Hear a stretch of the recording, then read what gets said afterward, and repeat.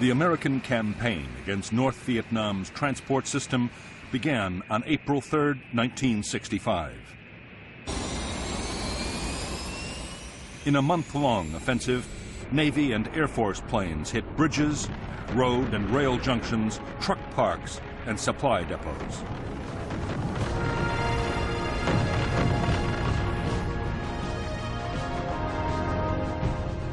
For the Americans, one of the most important targets was the Ham Rung Bridge across the Song Ma River. The bridge was a choke point for troops and supplies moving southwards.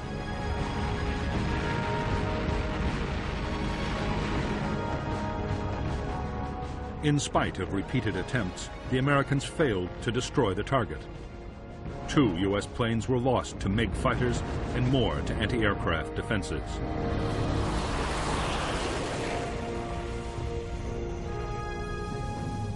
Although the bombing was meant to damage the North Vietnamese military transport system, it also had political aims.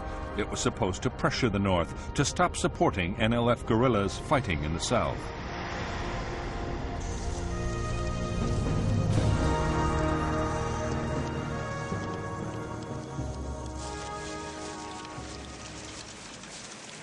In spite of the mounting damage, Ho Chi Minh, the northern president, was defiant. In South Vietnam, the NLF were doing well on the battlefield. South Vietnamese government forces were on the defensive. Ho meant to continue supporting the war as long as his Chinese and Soviet allies provided the weapons and financial support to carry on.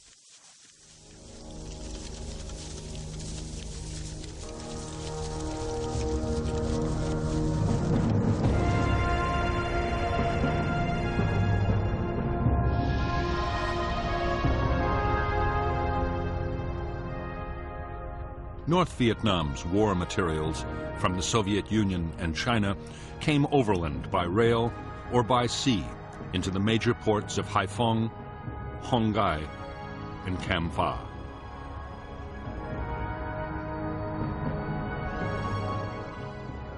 Supplies and troops destined for the war in the south were then sent on to staging areas, especially Dong Hoi. From there, they traveled into Laos by truck and bicycle and down the Ho Chi Minh Trail into South Vietnam. More troops and supplies went south by sea.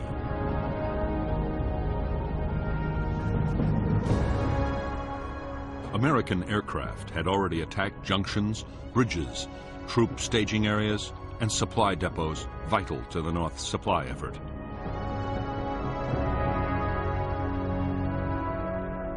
However, the northeast quadrant, with the population centers of Hanoi and Haiphong, would be left alone for the time being, at least. So too would the transport links to China, around which there were now heavy concentrations of Chinese anti-aircraft guns.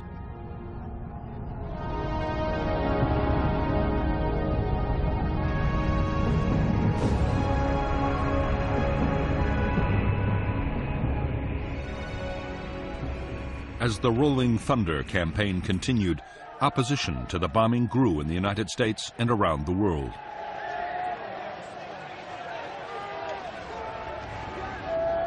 On May 13, 1965, U.S. President Lyndon Johnson agreed to halt the bombing for 5 days.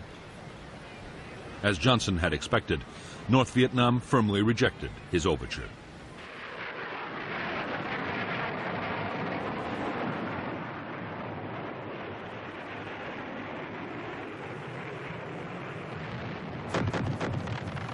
In the months that followed the bombing pause, Rolling Thunder attacks were steadily intensified.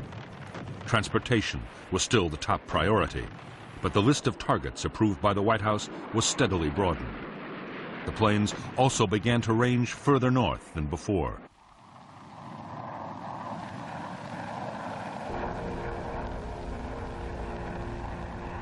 Soon, U.S. fighters had shot down their first MiGs of the air war.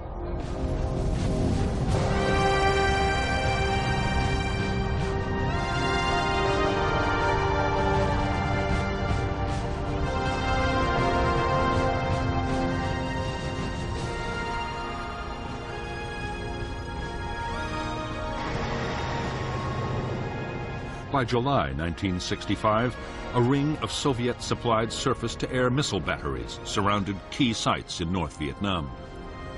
The SAM was 35 feet long and radar-guided.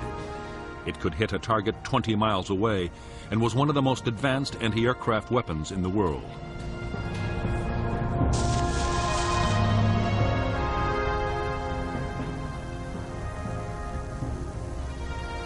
If the SAM's warhead detonated anywhere within 200 feet of an aircraft, it would almost certainly bring it down in flames.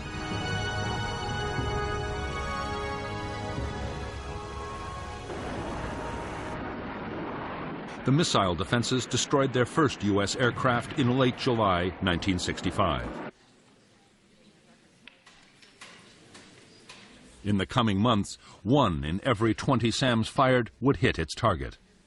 By the end of 1965, they had lost 171 planes. For American air commanders, the SAMs were a nightmare. The only solution was to try and stay outside their range for as long as possible.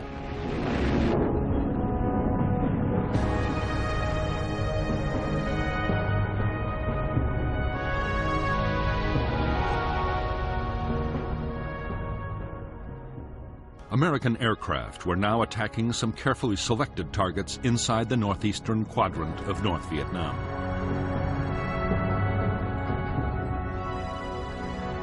However, they had orders to avoid prohibited zones of 10 miles around the capital Hanoi and 4 miles around the port of Haiphong.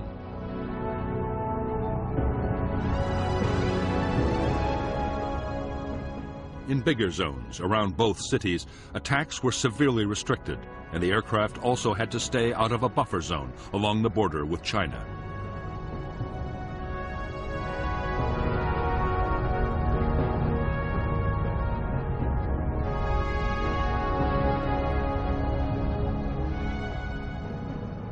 It was in the northeastern quadrant that the North Vietnamese had built up the heaviest concentrations of fighters and anti-aircraft missiles.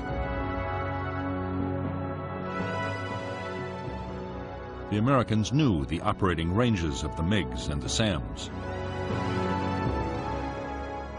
Attacking aircraft took elaborate measures to avoid them until the last possible moment.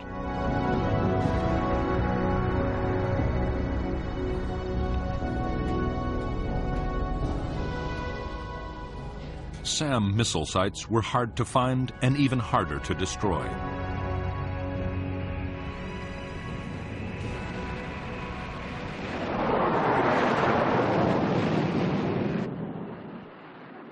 To make the problem worse, those inside prohibited zones around Hanoi and Haiphong could not be attacked at all.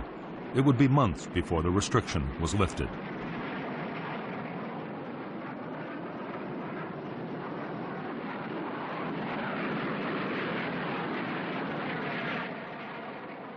Avoiding SAMs posed its own dangers for American pilots. The missiles were most dangerous to planes flying at 20,000 feet or above. A low-flying aircraft was less at risk, but then it was inside the range of the anti-aircraft guns.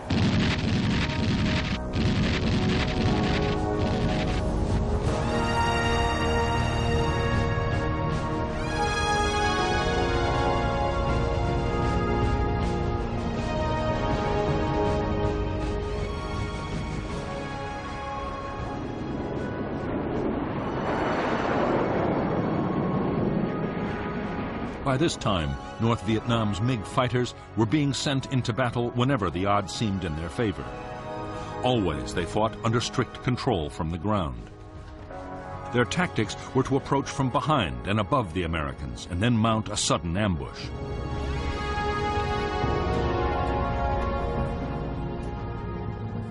To the intense frustration of U.S. air commanders, American planes were strictly forbidden to attack North Vietnamese fighter bases. The fear in the White House was that Chinese or Soviet advisors might be killed, provoking retaliation.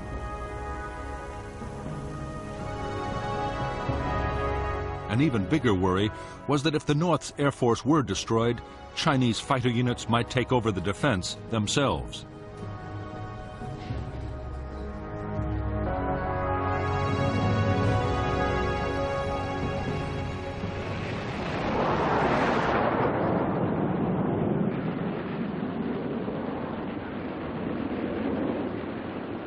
By September 1965, MiGs had destroyed 11 U.S. aircraft in combat, but more than 20 MiGs had been shot down by American planes. Nearly two-thirds of the whole North Vietnamese fighter force was gone. In October 1965, General Giap, the North Vietnamese defense chief, was forced to order the 921st Fighter Wing to cut back combat operations.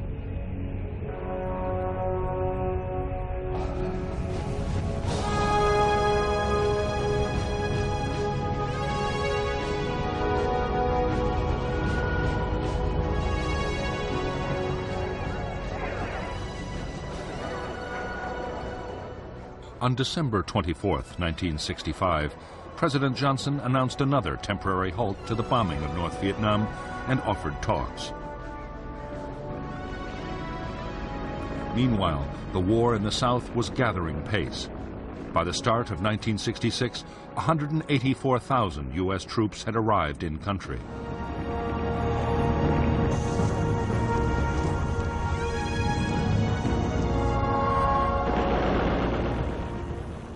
They were already launching big operations against the NLF guerrillas.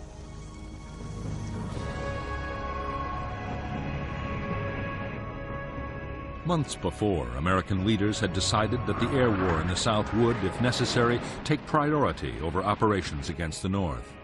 Hundreds of transport aircraft and fighter bombers supported American troops. Strike aircraft could be called in by any combat unit in the field. Time after time, their bombs, rockets, and napalm saved American units being overrun by the Viet Cong, but they also hit thousands of civilians in their homes.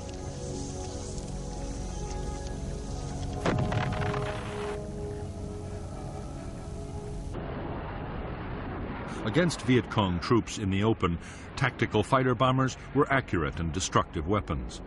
However, against fortified guerrilla bases spread out under the forest canopy, they were almost useless.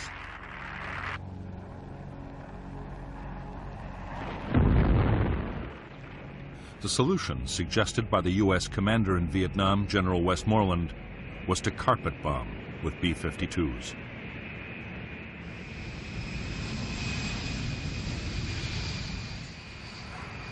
The B-52 could carry 51 750 and 500-pound bombs, a 13.5-ton payload. A modified version, the Big Belly, could carry 108 750 and 500-pound bombs, a massive 31.75 tons. A cell of 3 B-52s could obliterate an area 3 miles long and 2 miles wide.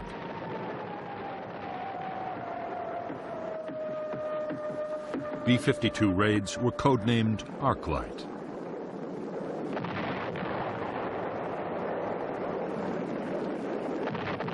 Each raid had involved a 12-hour round trip from Guam in the Pacific Ocean. The missions were possible only because for every bomber in the fleet, there was a tanker from Okinawa to refuel it in flight.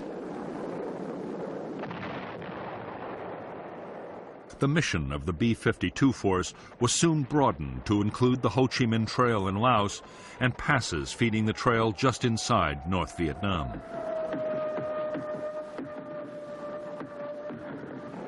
The bombers were also accurate enough to support U.S. troops on the ground.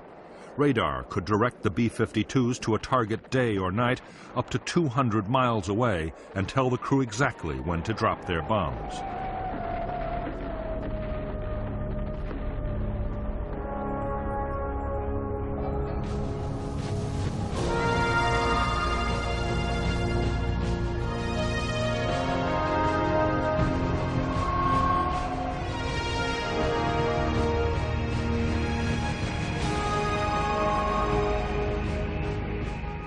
The pause in the bombing that President Johnson had ordered in December 1965 lasted 37 days.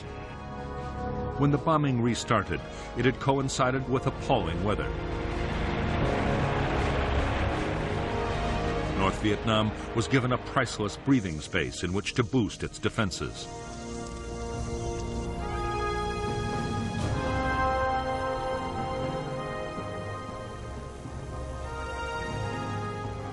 The North's most important installations were now defended by 5,000 anti-aircraft guns. They included new radar-guided 85 and 100 millimeter weapons able to bring down an aircraft at nearly 20,000 feet. More SAM missile sites had also been put in place. By now, 30 new fighter pilots had come back from training in the Soviet Union and China, along with more aircraft to rebuild the fighter force.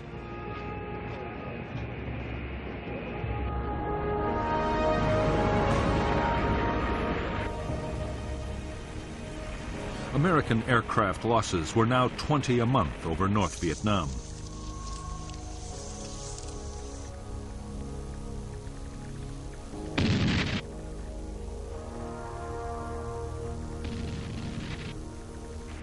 One in 40 planes flying into the heavily defended northeast quadrant was lost.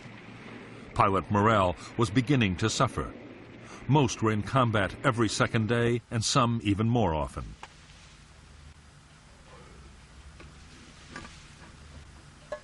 Realizing that dangerous problems were developing, the Americans moved to send more carrier pilots to Southeast Asia. They also overhauled the supply system.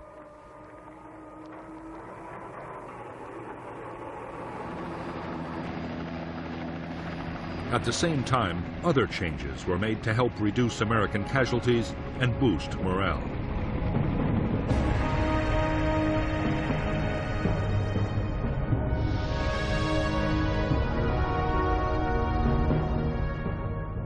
In April 1966, Yankee Station and the carriers of Task Force 77 were moved nearer to North Vietnam. At the same time, two new search and rescue stations were created, called North and South. The stations were placed on the routes most used by U.S. strike aircraft.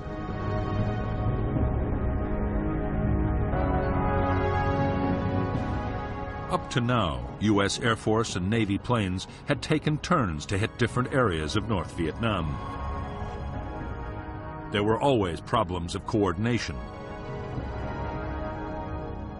Now, the system was improved by allocating route packages.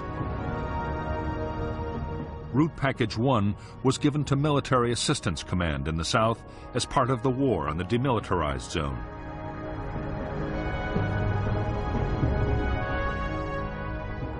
The Air Force was assigned Route Packages 5 and 6A. The Navy concentrated its efforts on the route packages nearer the coast.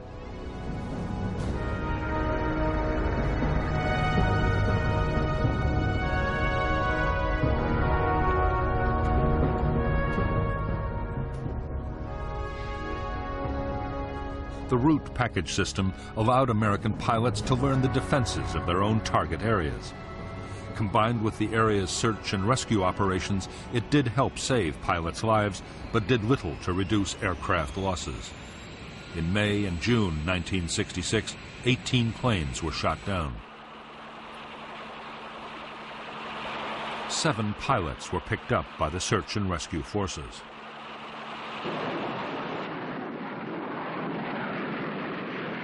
By now, every American raid included attacks to suppress anti-aircraft defenses. Strikes were also supported by a vast array of sophisticated technology.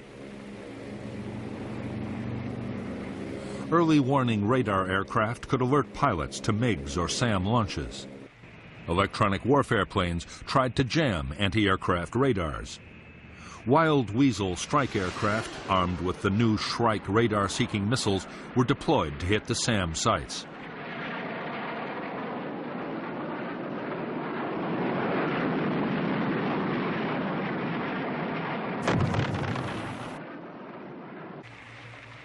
The Americans also had a new and formidable attack aircraft. The A-6 Intruder had the world's most sophisticated electronic navigation and targeting systems.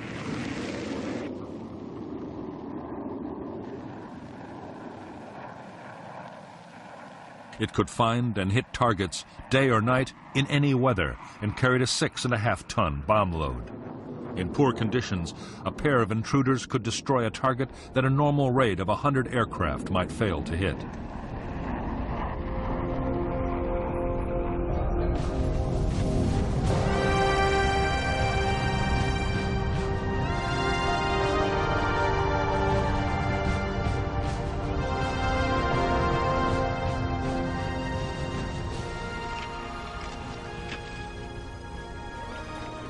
More than a year after Rolling Thunder had begun, North Vietnam's leaders were gaining confidence.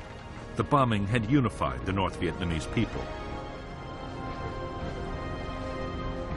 Damaged railway stock, trucks, and industrial equipment were being replaced by the Soviet Union and China. Almost every day, a supply ship arrived in Haiphong harbor.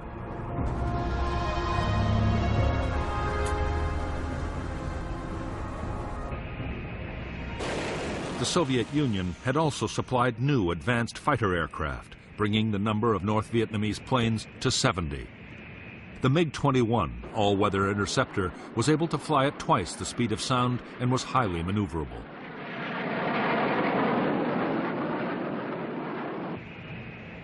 It was armed with 2 cannon and 2 Atoll infrared homing missiles, deadly weapons at medium ranges.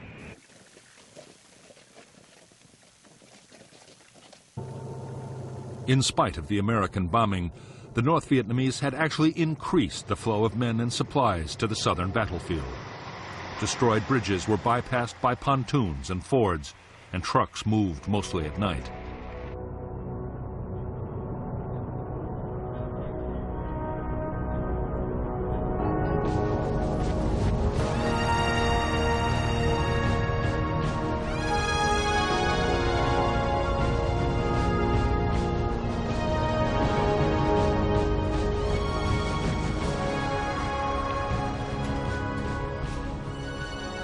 For months, the American Joint Chiefs of Staff in Washington had been urging the president to launch an all-out campaign against North Vietnam. Above all, they wanted to target petroleum and oil storage, the POL system.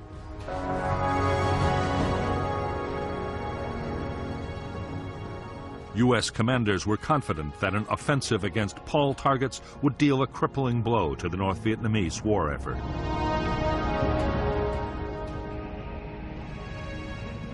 The offensive was put off again and again. President Johnson was waiting for an answer to peace feelers sent out to Hanoi. When there was no response, the president approved the attacks. The first POL raids on North Vietnam's fuel storage system were launched on June 29, 1966.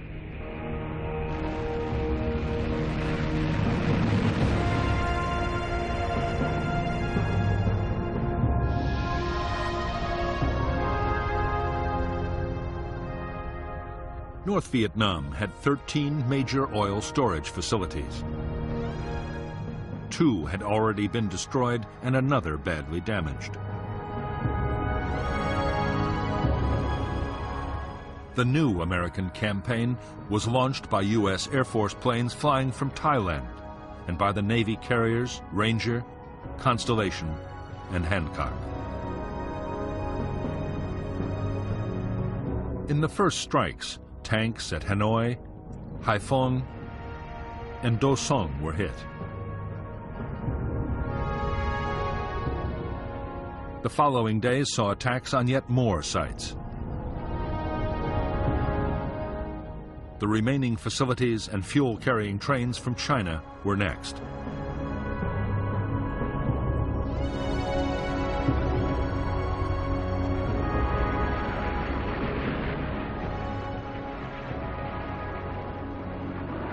The American attacks were completely devastating.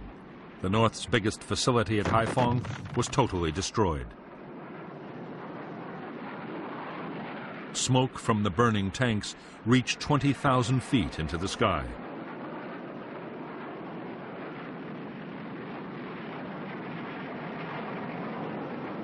The POL strikes lasted for several weeks. 76% of the designated oil facility targets in North Vietnam's main storage and pumping facilities were wrecked. So were half the barges used to ferry oil from tankers offshore. The reaction from North Vietnam's air defenses was furious.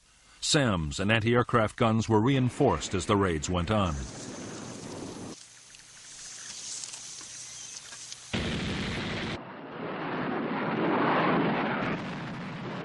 The MiGs, flying from airfields still off-limits to U.S. bombs, could attack at will. American losses were heavy.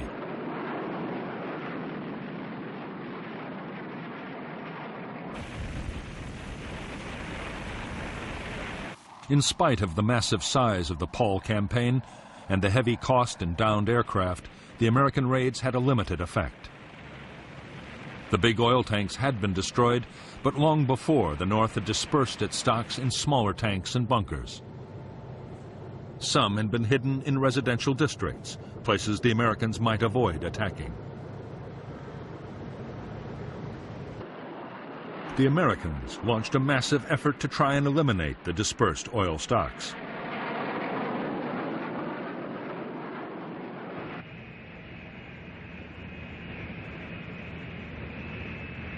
After heavy losses of planes and men, they had destroyed only a fraction. North Vietnam still had more than enough to supply its own needs and the needs of the trucks supplying the southern battlefield.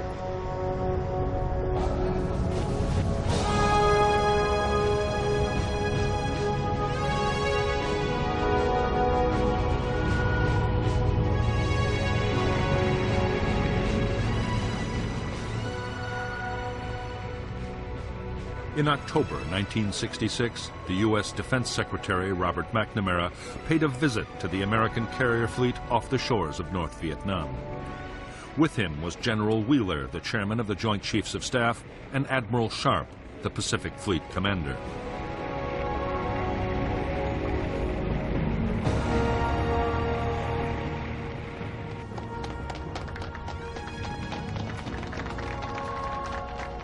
Over the past few months, McNamara had grown more and more disillusioned with the Rolling Thunder campaign. The North Vietnamese still showed no signs of abandoning the war. The failure of the Paul offensive had been the final straw. By now, the cost of Rolling Thunder had soared to $1,247 million, and more aircraft and crew lost every month.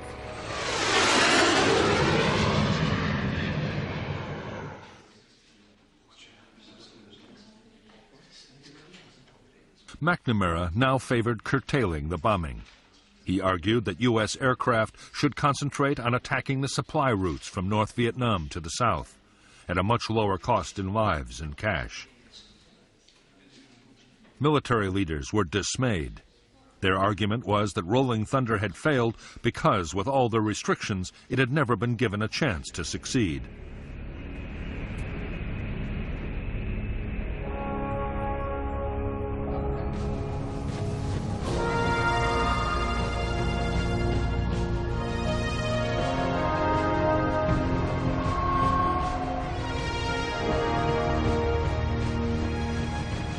During 1966, as Operation Rolling Thunder intensified, American and Australian warships joined in the campaign against North Vietnam.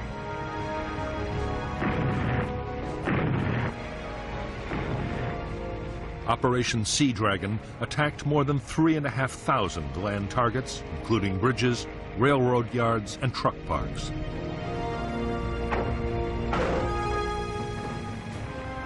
More than 300 coastal defense and radar installations were damaged or destroyed.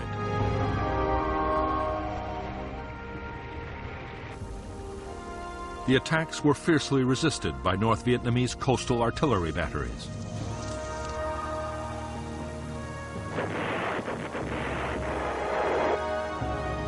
During the 2 years of Sea Dragon attacks, the guns would hit 19 ships.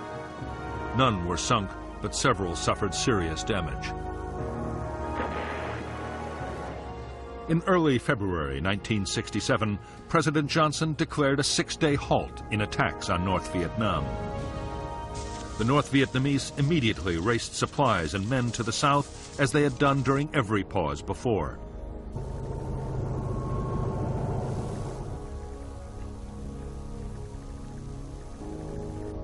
Ho Chi Minh replied to Johnson's offer of negotiations with a demand that the bombing stop completely. Ho made no promise that even then he would talk.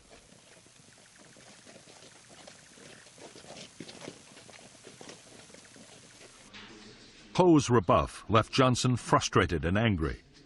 It was now a contest of wills. To increase the pressure on North Vietnam, Johnson sanctioned attacks on a new list of bombing targets.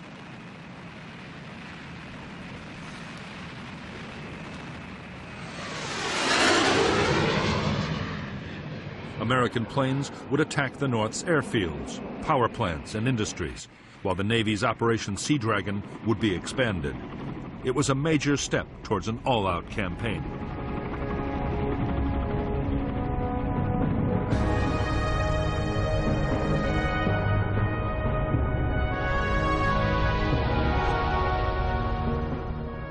The U.S. and Australian warships of Operation Sea Dragon were allowed to extend operations from 19 to 20 degrees north.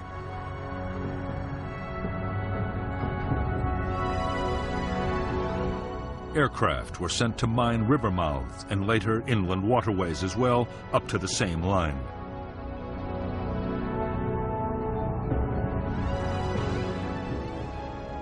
Haiphong Harbor, however, the North's most important port, would not be mined until 1972 to avoid the risk of sinking Soviet ships.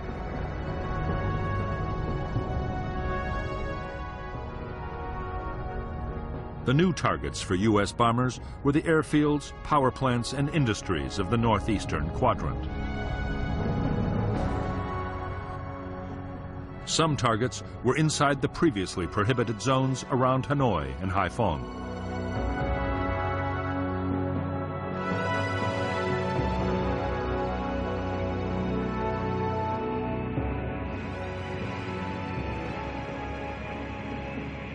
The American attacks on North Vietnam's airfields began on April 24, 1967. By the end of the year, all but one of the North's MiG bases had been hit. The attacks inflicted heavy damage on runways and installations. There were furious air combats over Hanoi and Haiphong as every available MiG was thrown into action.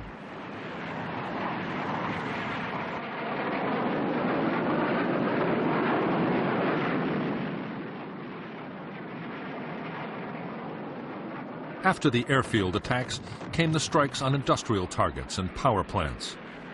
32% of the North's electrical power generating capacity was cut, but the remaining plants were adequate to supply most of the North's small industrial plants.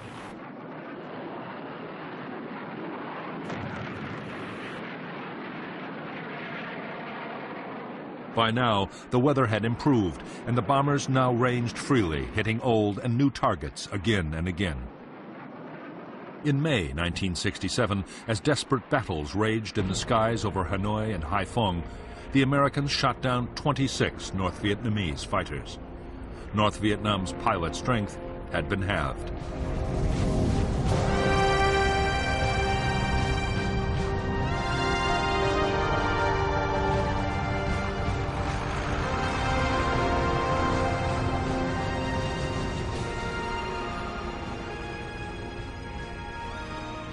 While the latest offensive against North Vietnam was still underway, in Washington a bitter argument was raging about strategy in Vietnam. President Johnson's civilian and military advisors were now completely at odds. The military wanted a major escalation of the air and ground war in an all-out push for victory. The civilians, especially Robert McNamara, were calling for the war effort to be leveled off.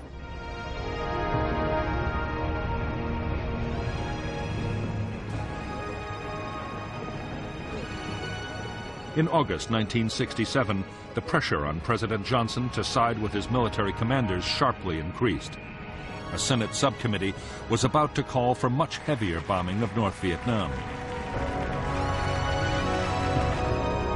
To head off criticism, Johnson approved a sharp escalation in Rolling Thunder.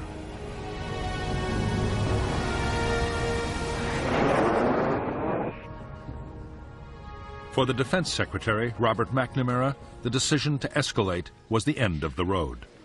His advice had been ignored, and plainly he no longer had the confidence of the president. McNamara had no option but to resign.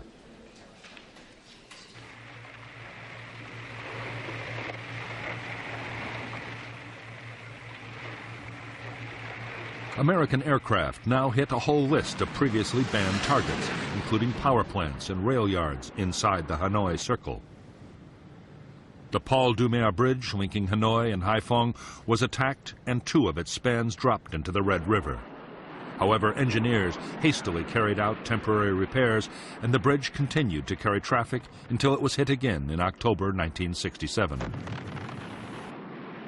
Targets inside the Chinese border buffer zone were also hit. American planes attacked to within 8 miles of the frontier. 2 American aircraft strayed into China and were shot down by Chinese MiGs.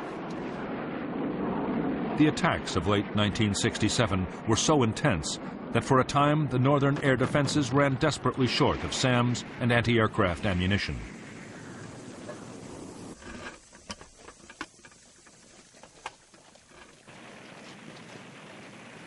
Almost all important targets, except Haiphong Port, had been hit repeatedly.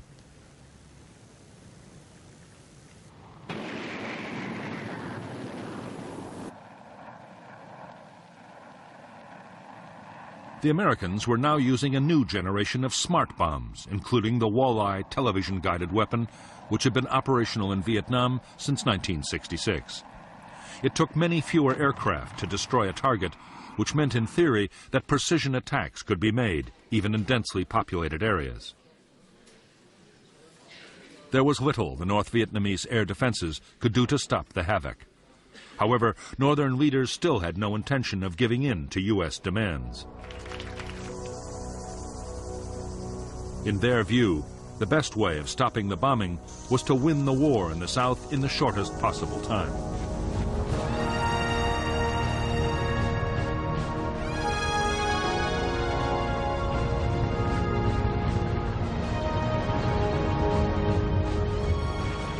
In January 1968, 84,000 NLF and North Vietnamese Army troops launched their long-planned Tet Offensive. They attacked towns and cities all over South Vietnam and held huge tracts of Saigon, the capital, for weeks.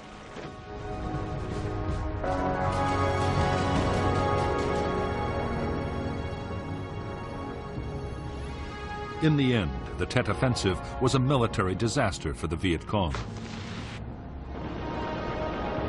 40,000 were killed in more than a month of savage fighting. However, in a way that had never been planned, the offensive was a political triumph.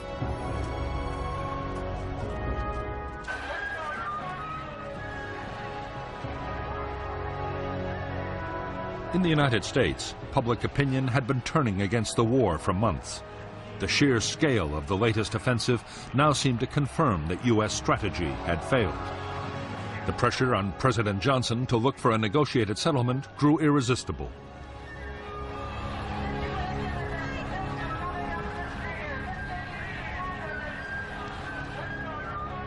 On March 31, 1968, Johnson announced that, as a goodwill gesture, he was restricting the bombing campaign to the extreme south of North Vietnam. American sons in the field far away. On April 3rd, Hanoi radio announced that if bombing ceased unconditionally, the talks could begin.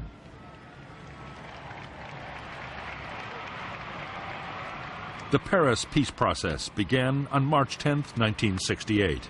Almost at once, they stalled hopelessly.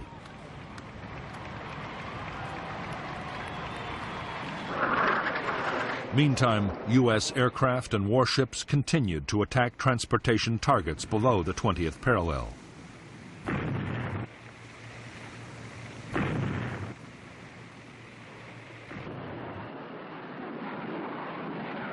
In October 1968, after several months of wrangling and on the eve of the U.S. presidential elections, there was a breakthrough.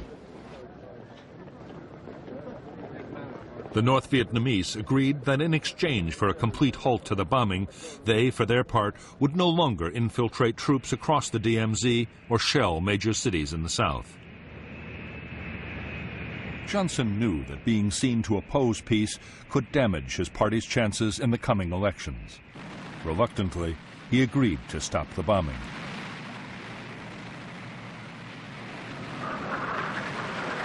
Operation Rolling Thunder came to an end on November 1st, 1968, after 3.5 years. The campaign had cost more than 900 American aircraft. 818 pilots were dead or missing, and hundreds were in captivity.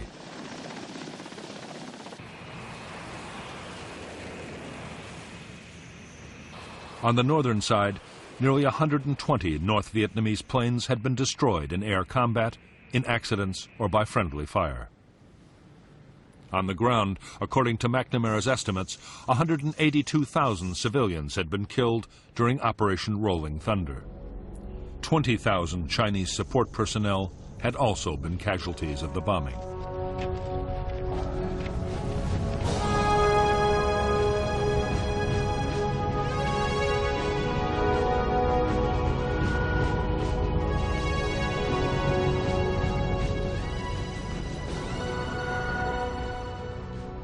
With the end of Rolling Thunder, North Vietnam immediately set about rebuilding its shattered transport system.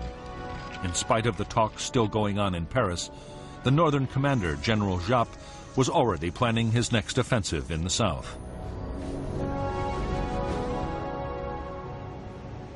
He sharply increased the flow of supplies and men down the Ho Chi Minh Trail. With thousands of U.S. aircraft and pilots no longer tied up attacking North Vietnam, U.S. commanders could concentrate massive air power on Laos. The main aim was to find and destroy the truck convoys moving south. Special forces teams had always scouted into Laos to guide attack aircraft onto targets. But by this time, the U.S. had also deployed the world's most sophisticated electronic surveillance system.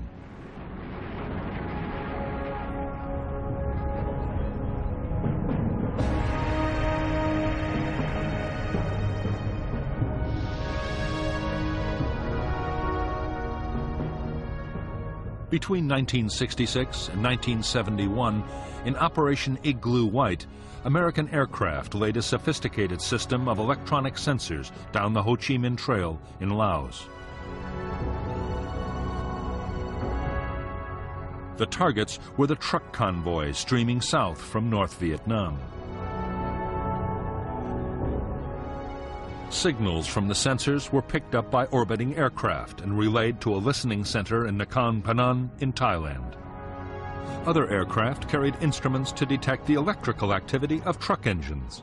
When a convoy was detected, the Americans would launch a raid by B-52s or fighter bombers into the target area.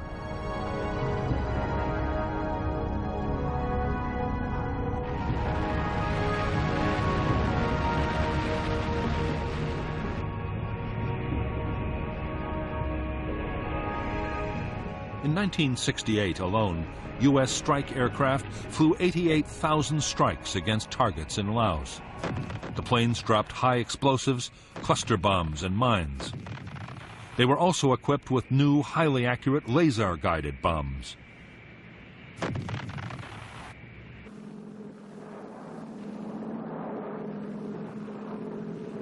In the front line of the war against the trucks, the formidable gunships known as Spooky played a vital part.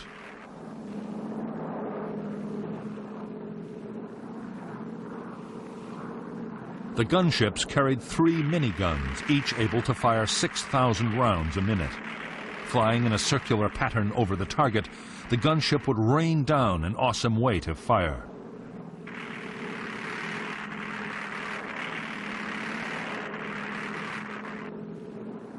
In 1969, the gunships alone claimed more than 10,000 trucks destroyed. However, the North Vietnamese had built 400 miles of new roads in Laos, and not even American electronics and computers could cover it all.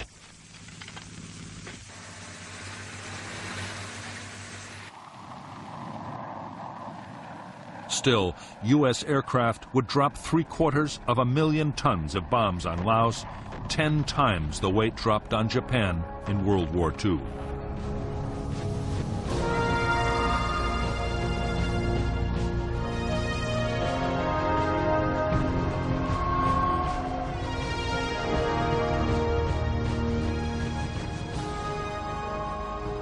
In January 1969, Richard Nixon took office as the new President of the United States. Nixon had promised to achieve what he called peace with honor.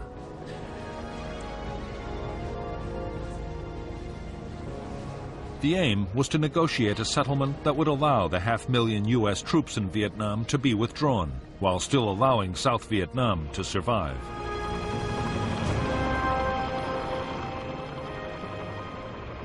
The American plan was to prepare the South Vietnamese to take over their own defense. Officials called it Vietnamization. The regular armed forces would be built up to over 420,000 men. They would get modern weapons, including large numbers of tanks, guns, and aircraft.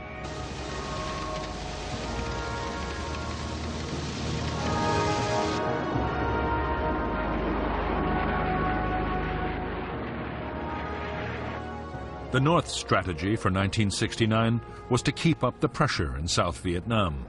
While negotiations were going on, they meant to improve their position on the battlefield.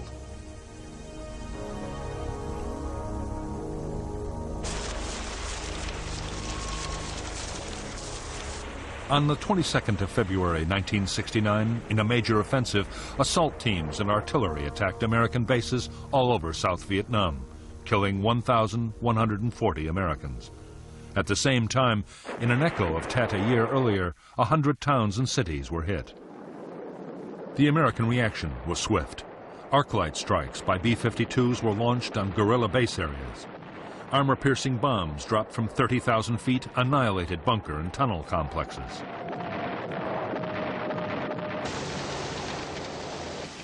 On the ground, American units launched spoiling attacks on guerrilla staging areas and captured enormous quantities of supplies.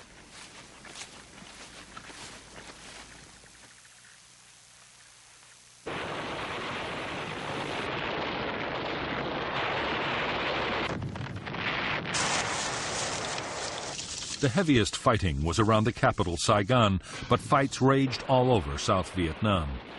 In the first 3 weeks of battles, the Americans lost 1,100 men. However, American artillery and air power overwhelmed the Viet Cong offensive.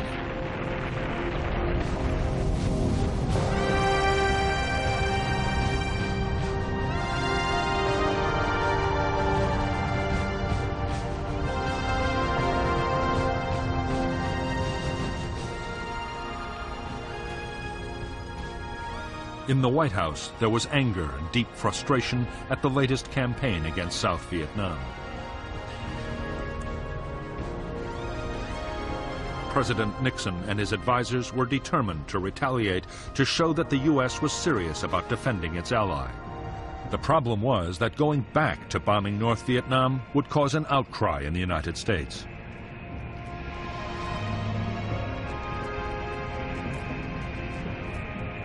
Nixon's plan was to bomb Viet Cong staging areas in Cambodia.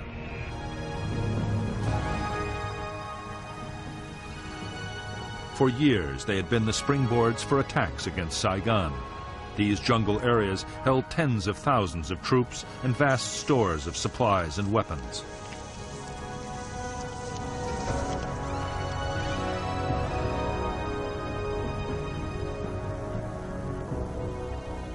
But Washington had forbidden U.S. forces to attack the Cambodian bases. Legally, Cambodia was a neutral state, and there was a risk that American action could draw Cambodia into the war. However, Nixon did not mean to hold back. Operation Menu, the bombing of Cambodia, was to be kept a strictly guarded secret. It was dubbed Menu because the first attack on Base Area 354 had been decided at a breakfast briefing at the Pentagon. The operation was to continue for 14 months.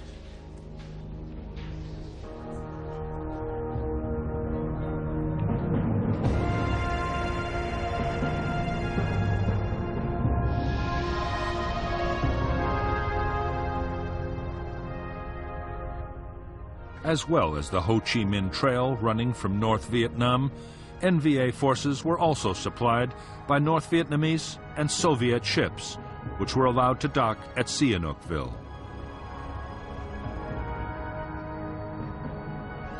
From here, they fed war materials to the main base areas.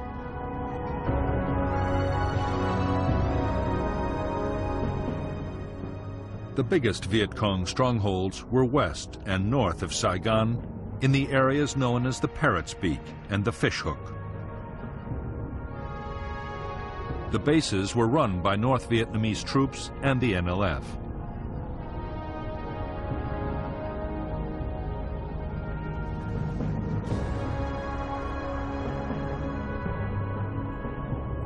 Starting in February 1969, American B-52 bombers from Thailand launched devastating strikes against each of the base areas in turn.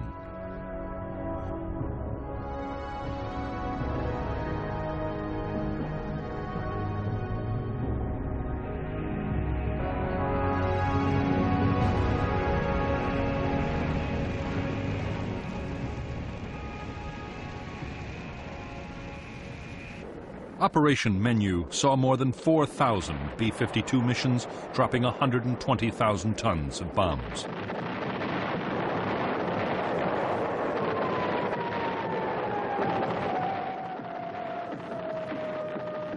In later campaigns, B-52s supported American and South Vietnamese ground incursions into Cambodia and backed Cambodian government forces against the Khmer Rouge guerrillas.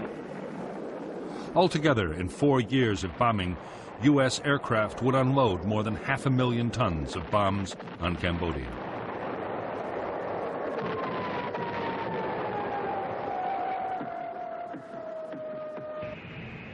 On orders from the White House, extraordinary measures were taken to keep the Cambodian bombing a secret. Defense Department officials always claimed the raids were over South Vietnam. Because the planes were guided to their target by radar at the Bien Hoa air bases, and orders to drop the bombs were also issued from there, often the pilots themselves did not know they were bombing Cambodia. Those that did were ordered to falsify their flight logs upon returning to base to maintain the secrecy.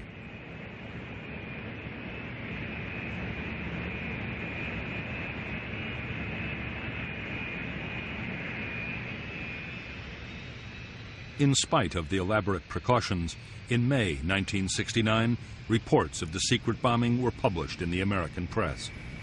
Nixon was furious.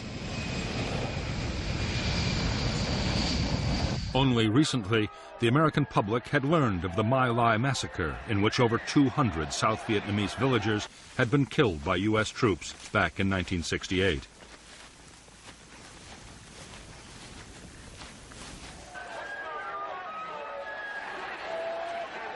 Anti-war feeling had also been fueled by news of the bloody Battle of Hamburger Hill. American troops had suffered heavy casualties capturing the hill, only for it to be abandoned later.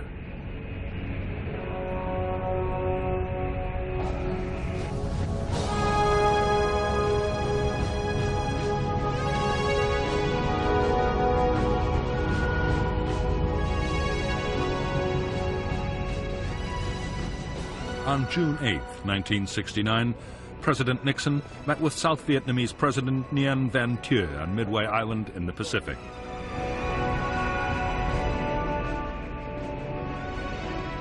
Nixon announced that 25,000 U.S. troops would be withdrawn from Vietnam immediately. The 9th Marines would be the first to head for home. It was the first U.S. troop reduction in the history of the war in Vietnam.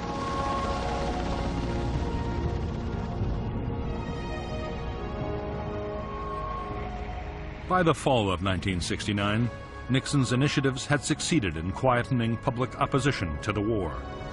To keep up the momentum, the president announced a second batch of troop withdrawals and promised to reduce the draft call.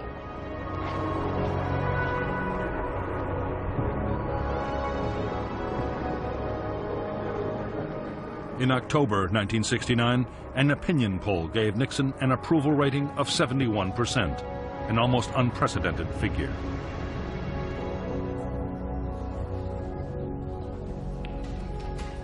Although Nixon was preparing to pull out American troops, he had no intention of giving up on Vietnam. His plan was that even when most American troops had been withdrawn, Americans would continue to supply, train, and arm the South Vietnamese. Most important of all, a formidable shield of American air power would remain to deter communist attacks.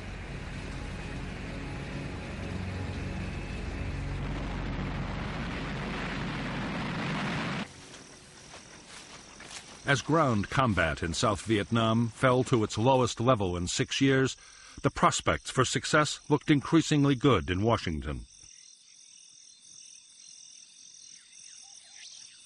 What U.S. officials did not know was that in North Vietnam, the greatest offensive of the whole war was being prepared. The plan was to use nearly 200,000 troops and hundreds of tanks in a full-scale invasion of South Vietnam.